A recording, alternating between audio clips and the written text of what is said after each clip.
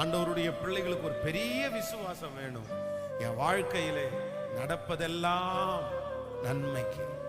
சொல்லுங்க பார்க்கலாம், நடப்பதெல்லாம் நன்மை.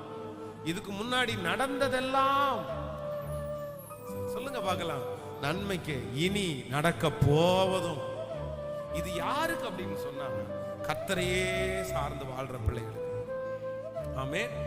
ஆண்டவரை உண்மையா முன்னாக வச்சு ஓடுற பிள்ளைகளுக்கு எது நடந்தாலும் அதுல கண்டிப்பா என்ன இருக்கும் அப்படின்னா ஒரு நன்மை இருக்குமே தவிர கண்டிப்பாக தீமை என்கிற ஒன்று இருக்காது. அப்ப நம்ம எப்பவுமே செக் பண்ணணும், கர்த்தரை என்னுடைய முன்னாடி நான் வச்சிருக்கிறேன்னா, ஆண்டவருக்கு நான் உண்மையா வாழ்றேன்னா, கர்த்தரை வச்சு நான் துவங்கினேன்னா பரவாயில்ல.